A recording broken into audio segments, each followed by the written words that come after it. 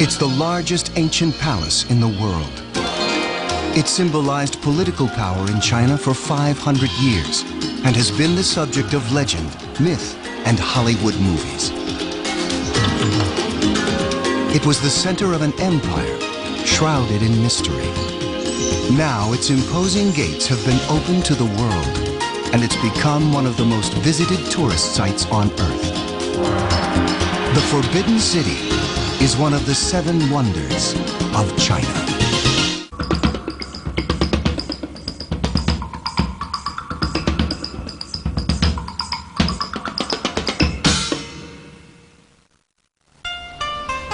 Beijing, the capital of the world's most populous nation and the center of one of the oldest civilizations on Earth. Nearly 15 million people walk the streets of the city, where rapid development brushes shoulders with ancient history. The political center of the country since imperial times, Beijing has long been the seat of China's power. In the heart of this modern metropolis is the largest ancient palace in the world. The Forbidden City. It's a place for the emperor to live and to rule. So just now we saw the back part. That was a living quarter. It's a inn area where the emperor stayed with his concubines. Since the fall of the Chinese Empire and the rise of the Republic of China, millions of tourists from all over the world have passed peacefully through the massive doors of the Forbidden City and marveled at the secrets of a world that was hidden for more than 500 years. The first thing that strikes these new invaders is the utter scale of the place. The Forbidden City blankets over 7 million square feet of central Beijing next to Tiananmen Square. That's the size of 80 football fields. It's surrounded by a moat in a massive rectangle. In the early 1400s, Emperor Zhu Di moved the capital of China to Beijing to establish control over the whole country from its center. The heart of the new capital was the Forbidden City, which took over 1 million laborers and artisans 14 years to build. The Forbidden City is reputed to have a total of 9,999.5 rooms, as close as you can get to the Palace of the Gods, which is said to have 10,000 rooms. Architectural features were arranged down to the finest detail in sets of 9. Doors were often decorated with 9 rows of 9 bolts. This is because since the ancient times in China, there has always been an emphasis on the numbers 9 and 5, which are in the phrase 九五世尊, a phrase which refers to the imperial throne and the emperor. Since the Forbidden City is the place where the emperor resides, it has to be linked to the numbers 9 and 5. Every object has meaning within the Forbidden City. The emperor is also known as the Son of Heaven. Hence, he feels he is equivalent to the dragon. The Chinese culture and the Chinese people hold the dragon in high respect. So, you can see from the design and architecture of the Forbidden City that dragons are used for ornamental purposes. There are many symbols of the dragon here. 挺庄严的，然后就是挺神秘的感觉，就是说咱们中国的历史吧，挺悠久的。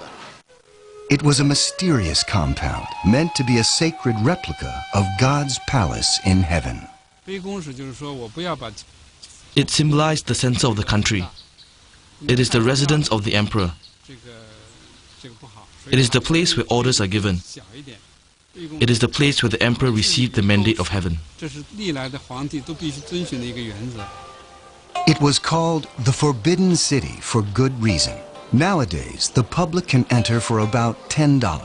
But up until the 20th century, the price of unauthorized entry was much higher. Execution by beheading. 你知道紫禁城用英语说是 Forbidden City， 就是说这个地方是平民老百姓不可触及的地方。几千年以来，这个地方对于老百姓都是很遥远。Even within the city walls, there were no-go areas according to rank and status. To walk in these areas without permission was to invite swift and severe punishment. By the end of the 18th century, the Forbidden City had a population of around 9,000 people. including civil servants, concubines, eunuchs, guards, and servants. But their movement was carefully restricted according to rank. The 6 most important buildings in the Forbidden City lie in the middle, the grand reception halls in the outer court, and the emperor's residential quarters in the more private inner court. The main entrance to the entire complex is through the famous Meridian Gate in the south. It was designed to intimidate and dwarf those who entered, establishing the emperor's mystique and larger-than-life status. Throughout the imperial age, only a chosen few could enter the Forbidden City by the Meridian Gate. The design of the gate is in accordance with the prevailing regulations of the times, where the emperors and empresses entered through the main gate, while other court officials would enter through other gates, based upon their respected ranks and grades. Beyond the threshold of the gate, and across the 5 marble bridges, is the biggest courtyard of the Forbidden City. This leads to the Gate of Supreme Harmony, and then to the most important building in the kingdom, the Hall of Supreme Harmony. It is the largest single wooden building in the world. It's at the heart of the palace and the embodiment of imperial power.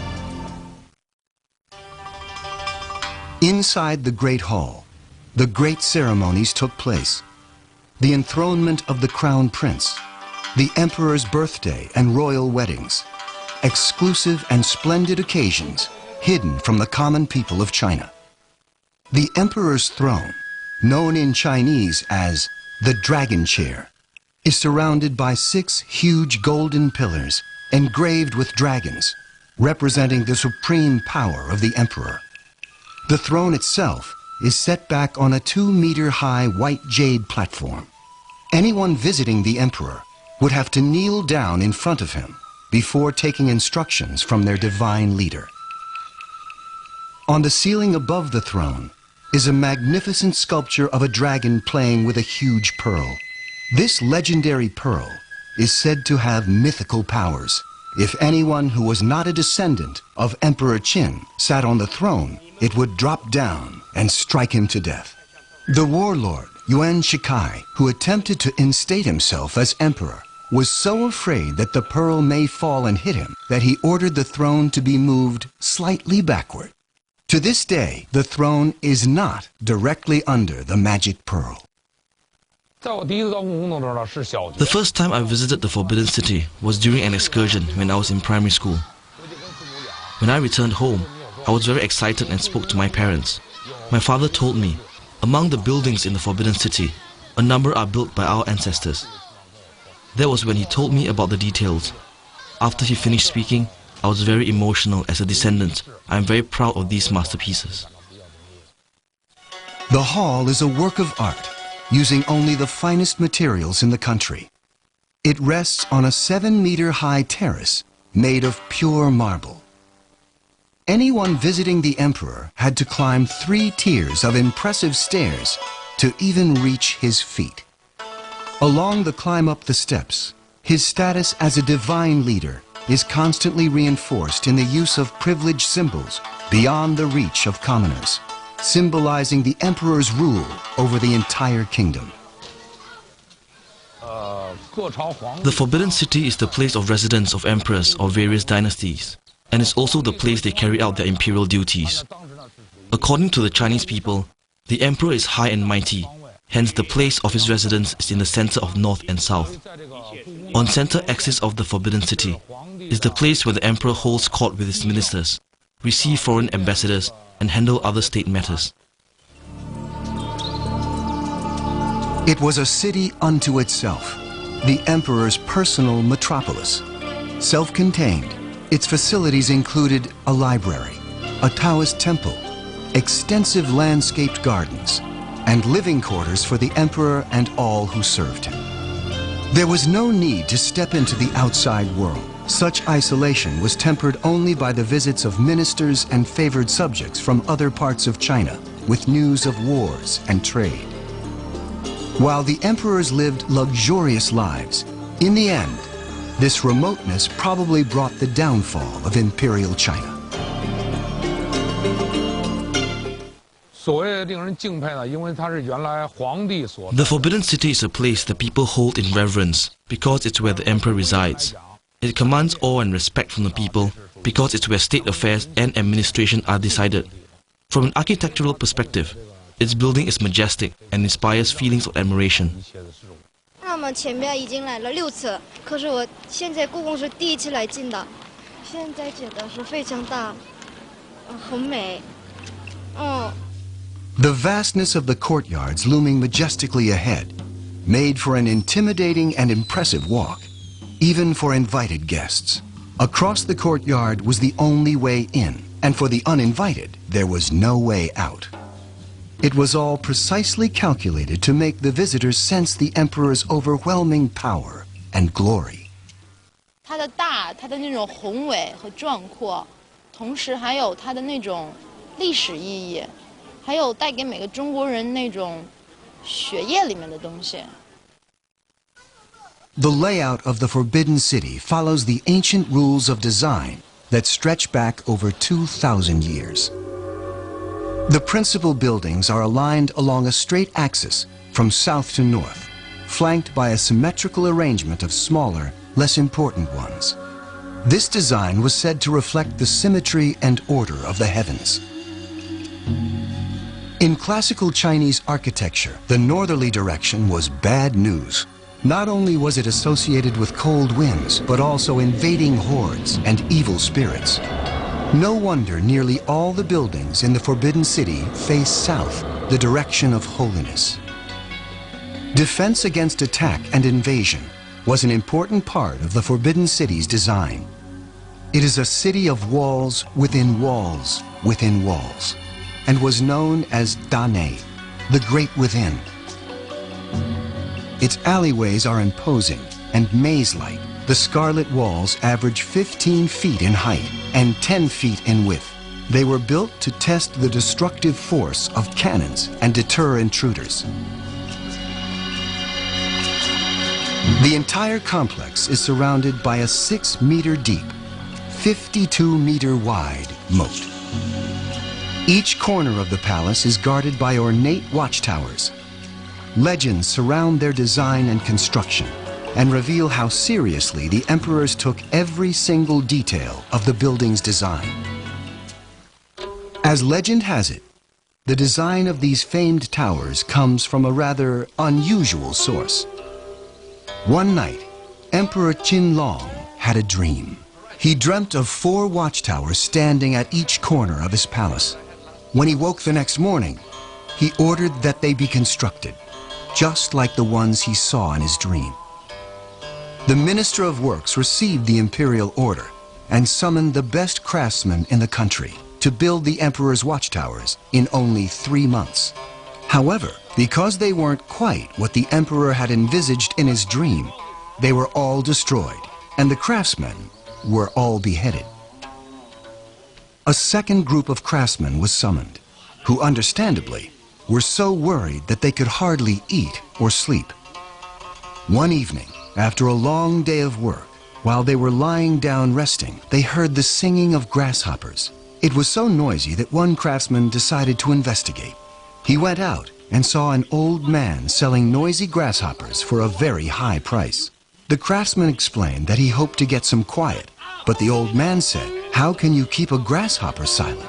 Hearing the craftsman continue to argue with the old man, all the other craftsmen went out to see what was happening.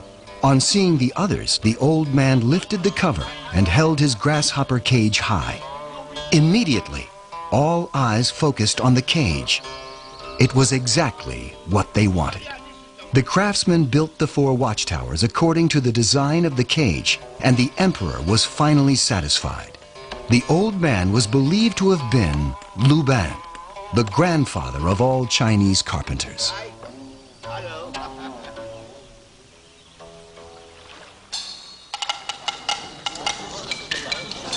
The geographical and political center of Imperial China, the Forbidden City was carefully designed to follow the theory of Feng Shui, the ancient Chinese practice of geomancy, which dictates the geographical features of a structure's surroundings affect the fortunes of the people living in it.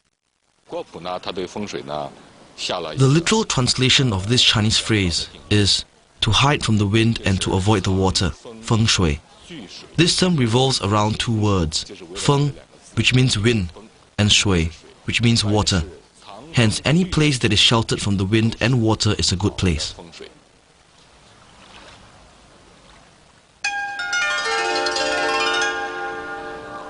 One of the best examples of this lies just beyond the threshold of the Meridian Gate in the sprawling outer court.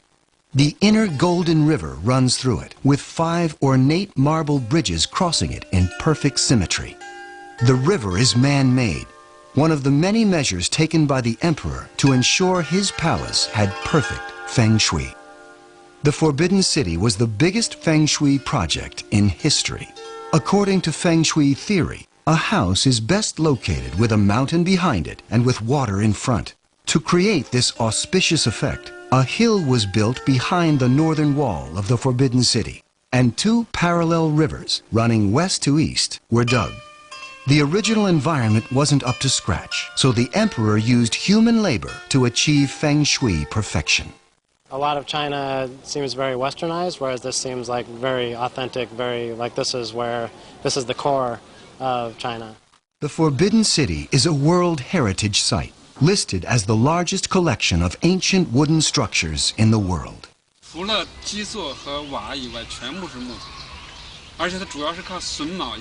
Other than its foundations and tiles, everything is made from wood, and it was made by joining the wood pieces together without nails. This is a very unique technique developed in ancient China. We love to use wood. There are a few reasons. First, wood are easy to be found in China, easy to be shipped, and easy to be carved. And so that's the first reason. Secondly, in China, we love to use wooden houses because on the coast area of China, there is a lot of earthquakes. So in the old days, the earthquake will destroy most of the stone houses, no matter how strong they were. You know, like the castles, you know, the brick walls. So in the old days, Chinese emperor thought it's better for us to have wooden houses. But wooden buildings do have one drawback. They catch fire. During the reign of Emperor Zhajing in the 16th century, there were 3 major fires, causing parts of the Forbidden City to be rebuilt.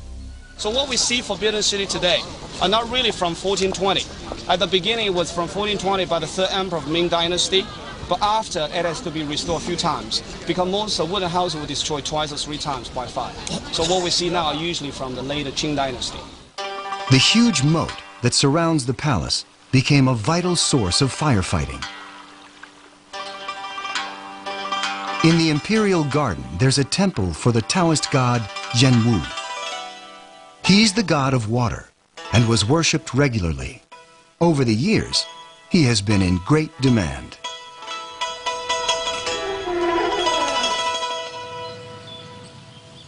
In the deepest part of the Forbidden City is the inner court, where politics are left behind.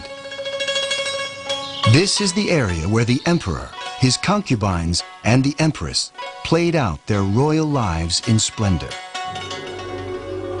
The structure of the inner court mirrors that of the outer court, 3 central palaces in order of importance, flanked symmetrically by peripheral buildings. The Palace of Heavenly Purity, the largest of the 3 rear palaces, was where the emperor slept. It was also used as a place for the emperor's body to lie in state after his death. Once the empresses and concubines entered the Forbidden City, they were never allowed to leave. Women were not allowed to enter the inner sanctum rooms, except for the empress on her wedding day. The imperial garden was the only respite they had from the seemingly endless rows of walls that allowed no glimpse of the outside world. There are 20 structures of different styles in the imperial garden, all harmonizing with the natural elements, is an example of the peak of Chinese landscape architecture, which flourished at the time the Forbidden City was built. 就是心里的吧，就特别说不出来的感觉，然后就应该是挺向往、挺神圣的地方，就感觉。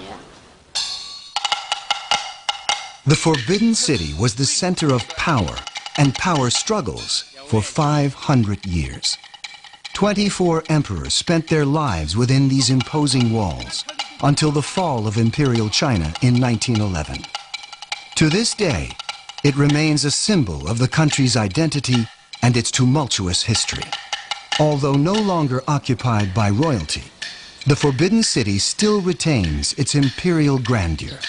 Off limits to commoners for 500 years, its hallowed halls still inspire awe in people who walk through its imposing courtyards for the first time. 今天作为现代的人来这儿，就觉得我好像成了皇室的一员。我站在这个曾经是这么庄严和肃穆的地方，可以去瞻仰或者说欣赏它的这种美。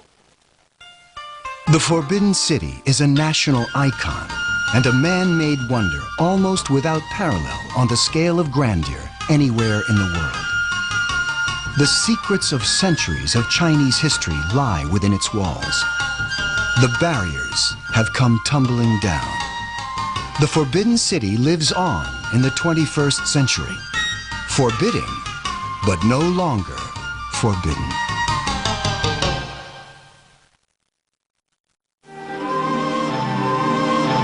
接下来，大同市的山崖峭壁上悬挂着一座神奇的楼房，一项令人难以置信的建筑工程奇迹。中国七大奇观接着播出。